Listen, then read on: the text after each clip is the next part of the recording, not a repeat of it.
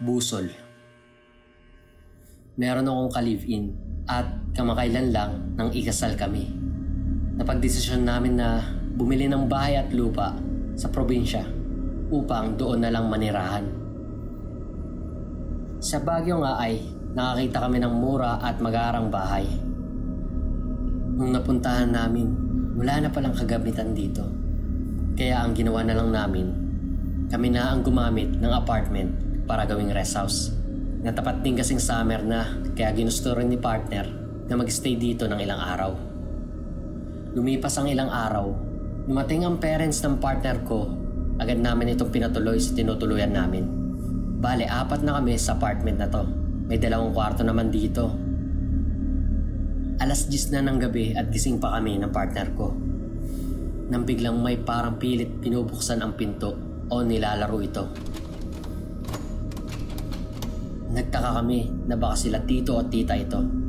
Kaya kagad namin itong binuksan para tingnan. Ngunit walang tao sa paligid.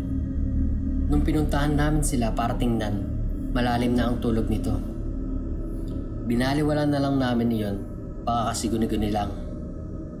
Lumipas pa ang ilang minuto, yung pinto sa kwarto namin ay unti-unti itong bumubukas. Sa sobrang takot namin, kagad namin itong kinalangan ng tela upang di na bumukas. Sinabi ko na lang din sa partner ko na nakabukas kasi ang bintana kaya hinahangin ito. Medyo sira na rin kasi ang doorknob kaya ganito ang nangyari.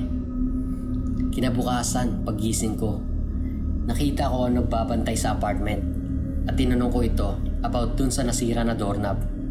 Na-open niya na ang dating umupa raw dito ay mag-ina at yung bata na yon ay 4 na taong gulang pa lamang.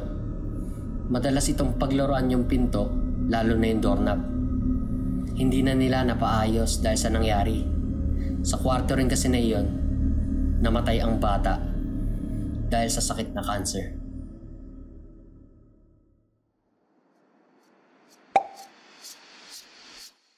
Subscribe.